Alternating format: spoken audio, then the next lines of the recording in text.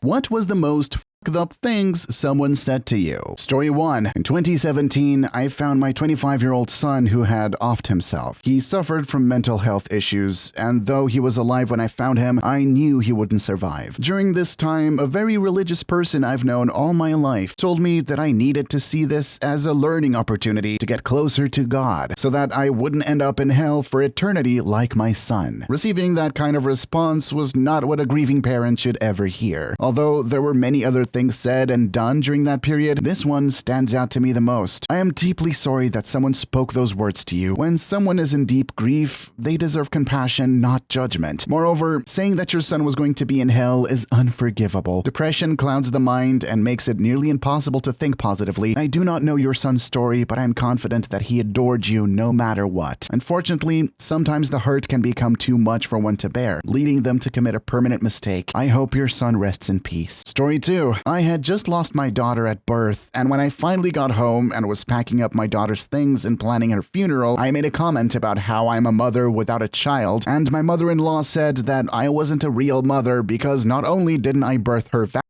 but through C-section, but my daughter wasn't alive, so that makes me not a mother specially. This was repeated to me years later because I took Mother's Day hard, and my boyfriend at the time got frustrated by my whining and said I wasn't a real mom. Reply: you carried your daughter for months, felt her grow inside you, and loved her whole life. You will always be a mother, and no one can ever take that away from you. I can't believe someone would ever say that. That's truly up. Story 3. My sister and I have different dads, and my mom divorced both of them. My sister's dad, who we'll call C, had split custody of her for years. He hated our mother and slowly saw my sister less and less, even wanting her to take a 3-hour bus ride alone between the ages of 9 and 12. My sister eventually stopped wanting to travel and just wanted to hang out with friends in our hometown. C got remarried, didn't invite my sister to his destination wedding, didn't facilitate a meeting with my sister's good grandma, who lives in England, and came down for the wedding, and stopped paying child support. A big no-no as a government agent. He was a giant piece of scum and a total loser for missing out on his daughter's life. However, during a fight, but still unwarranted, my mother once told my sister, "Have you ever wondered why all the people in your life leave you? It's no surprise your dad wanted nothing to do with you." That statement has been burned into my memory and is partially why I went no contact with my mother. My sister lived with me for a few months. Unfortunately, my mother passed away later that year due to a surgical complication. My sister has decided to forgive and forget, but I always keep those hurtful words from my mom with me. This story really hits me hard. It's heartbreaking to hear how your sister's dad treated her, and even more devastating to learn about the cruel words your mom said to her. It's no wonder you went no contact with your mother. I'm glad your sister found solace in you during those difficult times. It's commendable that she's chosen to forgive and move on, but it's also completely understandable why you can't forgive those hurtful words. Remember, healing is a personal journey and everyone processes it differently, sending you and your sister lots of strength and positive vibes. Story 4. When I was maybe 13, I had confided in my mom that I was having some depressing thoughts. She laughed at me and later told my dad. He called me downstairs and took out a giant atlas of the area. He opened it, pointed, and said, "These are all the bridges nearby. If you need a ride to one, let me know," and walked out of the house. I already knew my dad hated me, but this solidified that both my parents believed they'd be better off without me. Story 5. 10 years ago, my wife and I visited my parents for Christmas. Unfortunately, my father was too drunk to stand and asked to hold our 6-month-old child. We refused, but my mother, who was less drunk, asked me and we reluctantly said yes. Immediately after, she handed our baby over to my heavily intoxicated father. A week later, we informed them that we wouldn't attend family events if they drank around our children again. In response, my mother pointed at my wife and blamed her for all the family's problems. We promptly left their house. I think you did a good thing by not hesitating to rip the band-aid off. My advice is to always do what's best for you and your family. Story 6. On my wedding day, an aunt whom I haven't seen in 10 years came up to our table. My husband and I officially got married in the country where we live, which happened to be a foreign country to me. I am from another country and my husband doesn't speak my mother tongue. However, we decided to hold the wedding in my home country. This This auntie came up to us during the reception, which is intended for congratulating the bride and groom, and started talking. She said, "You know, I pity your parents. You left them all alone in their old age and are their only child. Moving so far away from your parents is selfish. I would never wish to be in their position. I am so glad you're not my kid. It is such a pity. Your parents are such good parents, and you abandoned them. I had a friend whose daughter moved abroad, and she got cancer and died. Her husband got cancer and died too, and their daughter couldn't come to help them. I always liked you, thought you were a good kid. I would have never expected you to be so horrible to your parents. Your poor parents." She even started crying and everything, and she wasn't even drunk. My husband was giving the generic smile at first, but then he became bewildered when he saw my reaction, because he didn't even know what she was saying. For the record, my parents fully supported me moving away for a better life and better opportunities. They wanted me to get away from sexism and religion and people exactly like the aunt who said those hurtful things to me. They raised me to be independent and to make my own decisions. They always told me, "Your responsibility is not to take care of us. Your responsibility is to build yourself a good life and a good family and pay it forward by taking care of your kids." When I told my mom what that aunt said, she basically replied, "Ignore her. She's crazy." Story 7. When I was 14, my father had a heart attack on my birthday. I was at school when he had the first one and asleep when he suffered a fatal one. Our last interaction was over the phone when he told me to enjoy my birthday. I canceled all my plans and waited at home for my mom and sister. My mom said to me, "It's your fault your dad died." That guilt still haunts me, especially since my ex's mother later told me it's no wonder he died having to deal with you as a daughter. I'm so sorry to hear about the tragic loss of your father on your birthday. That must have been incredibly difficult to process, especially at such a young age. It's absolutely appalling that anyone would blame you for his passing, especially your own mother and your ex's mother. Please know that it's not your fault, and their hurtful comments are a reflection of their own issues and not a measure of your worth as a person. You deserve love, support, and understanding as you continue to heal from this heartache. Story 8. In the 6th grade, a boy I had a crush on told me, "I wouldn't date you if you were the last girl on earth. I would let the population die because you are so ugly." Throughout school, I heard the ugly comment every year from different people. I was even told to off myself multiple times because of my looks. Even now, as a married woman and mother of a 5-year-old son, I find it hard to understand why my husband is attracted to me. My mother also constantly commented on my weight and food choices. When stretch marks appeared on my legs, like many women in my mom's family have, my mom looked devastated. In high school, my so-called best friend told me that my depression was just for attention and no one cared anyway. When I was 7 to 11 years old, my mom's boyfriend constantly called me ugly and nicknamed me Howdy Doody because of my hair. He also called me stupid because I was clumsy like most kids. He even slapped me in the back of the head if I wasn't fast enough to do what he told me to do. Story 9. When I received a soccer scholarship to play in a different state, I was excited to tell everyone in my family. I told my mom and she said, "You're going to fail. You can't even keep your room clean and you expect to succeed halfway across the country by yourself?" I went from feeling invincible and on top of the world to feeling like scum under my mother's feet. I literally felt the joy and excitement leave my heart and be replaced with doubt and sadness. The worst part is that I lost my scholarship a few months later due to not having enough credits to transfer out of state. I have never fully recovered from that. I was severely depressed for a few years, but climbed my way out of it for the most part. Hearing that come from someone who is supposed to root and cheer for you no matter what is still the most messed up thing anyone has ever said to me. Story 10. When I was 11, I went with my friend and her family on a trip to Gatlinburg. They rented a nice cabin in the woods. It wasn't until we got there that I realized how homesick and terrified I was about being away from my parents. This was the first time I had ever been that far away from them, and it was really hard to get a hold of them on the phone because of the signal. So I just remember crying and sulking in my room a lot. Maybe a day into the trip, I remember being in a different part of the cabin from everyone else, but I could still hear what everyone else was saying in the living room. I heard my friend's parents, her older sister, and her boyfriend talking about me. They said I had ruined their trip because of my behavior and how unpleasant I was. Keep in mind, I'm only 11 years old on my first trip with someone else's family, and that's what they said about me. After that, I couldn't stand being around them, so it made the entire rest of the trip unenjoyable. I think we even left a day earlier than planned. As a young kid, I felt extremely terrible about it, all because, well, I couldn't control how I felt. They also never went out of their way to try and talk to me or make me feel better. They just kind of treated me like a nuisance the entire entire time? Well, when my friend and I got back to school the next week, she told me that her parents said I couldn't come over to their house anymore and we could no longer be friends. So that friendship ended. It doesn't seem like a big deal now, but it always stuck with me how crazy it is that grown adults could treat an 11-year-old like that with such disdain. I'm really sad to hear about your experience as an 11-year-old away from your family for the first time. It's a shame that your friend's family didn't take the time to understand your feelings of homesickness and fear, especially considering your young age. Instead of offering comfort and support, they alienated you and made the situation worse. The fact that they ended your friendship as a result of this incident is incredibly unfair and hurtful. I hope you've since realized that their actions reflect poorly on them, not you. Story 11. I was just talking about this with my friends. My friend's ex-partner is a terrible woman. After going out to drink, she calls my friend to help ward off creeps or to make sure that she gets home safe. However, when another girl is facing a similar situation, she's apathetic. She just stands by, watching, or even walks closer to the scene to be entertained. When my friend asked if she has any intentions to help, she responded negatively, saying that the victim got themselves into that situation by drinking too much or going there in the first place. She has even admitted to watching people getting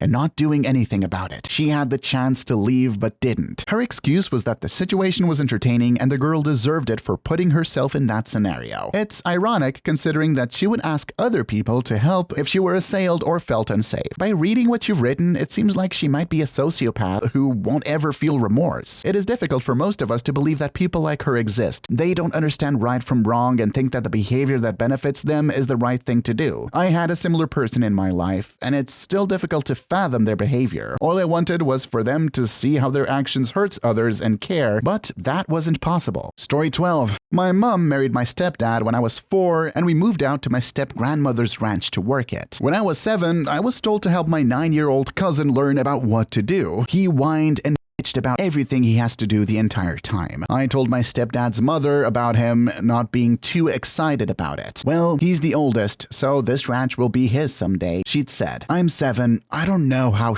it works, so I asked. So I'll be working for Brad here someday? No, you're going to be a priest. There's no other use for children, was her answer. Story 13. My sister and I were in school and she spread lies and rumors about me that were both untrue and true, yet only appropriate for family to know. When I discovered what she had said, I informed our parents immediately. They were upset. She came home unaware of what was happening and claimed that she was late coming home because she had many friends at school. This was a small and close-knit school. When confronted with what she said, she showed no remorse. She said that no one liked me anyway, and her actions were what made her popular. She never apologized, corrected the lies she spread, or stopped her harmful behavior. She had friends, but I didn't. In that moment, I was in the 6th grade and she was in the 5th. We moved around and changed schools frequently, but she never stopped spreading rumors about me. The same thing happened every time we relocated. We are now in our 40s and she brags about being the popular one when we were children. I told her and her children how she threw me under the bus to become popular because no one would pay attention to her if she didn't trash her own brother. She pretended as if she didn't recall any of that ever happening and threatened me not to say anything like that in front of her daughters. I know you may feel obliged to stay in contact because of family, but you don't owe her anything. Story 14. I was in the military and had a long-term girlfriend. I was planning on giving her a ring when I returned from a 1-year deployment. On the night of us leaving, she called me and told me she wanted to break up after 8 years together, and I asked her what did I do wrong, and she said nothing was wrong, but said since I was going to Iraq and will probably die, she didn't want to deal with the issue while she was my girlfriend and rather break up to have less emotions when I get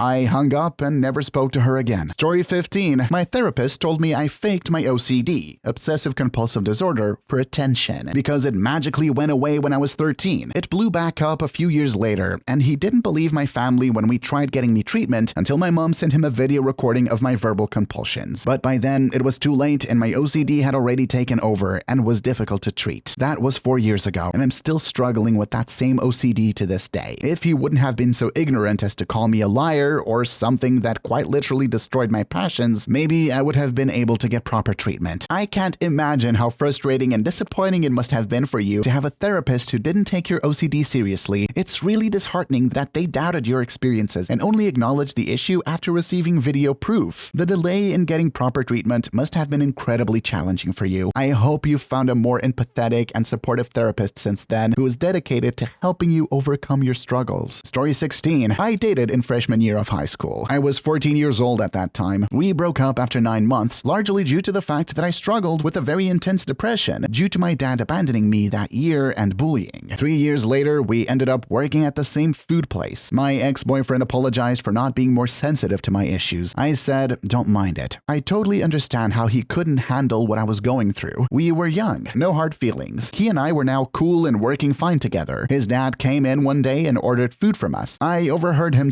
laughing to my ex-boyfriend that he was surprised to see me working there and shocked that I was allowed to work somewhere with knives. I struggled with self-harm during my depression. A 50-something-year-old man said that about the choices a 17-year-old made at 14. My ex-boyfriend just kind of awkwardly shocked/nervous laughed, not maliciously, and went back to work. Story 17. I was really sick from gastroparesis last year, and my ex was mad because I needed a lot more of his help around the house and with our son. I had just seen a surgeon and they were talking about a total gastrectomy. During the argument, he started laughing and I said, "What is so funny?" And he said, "Whenever you're a I just think about how you're probably going to die." Joke's on him now. He's my ex and I'm doing much better and not going to die anytime soon. Story 18. My dad used to get drunk regularly, like 15 bottles of wine a week minimum. No exaggeration. He regularly said stupid like, "You made me blind." I was quite sad sometimes when my siblings and I would be having to help him get to bed. On more than one occasion, he'd say to us, "You ruined my life. I wish you were never born." Mom would always shout at him the next day, but it still wouldn't stop him. He stopped drinking so much and never said it to our young sister. Please leave your story down below in the comments. I would absolutely love to make a video about them in the future. And also, don't forget to like and subscribe. Until next time, Tony's fam, peace out.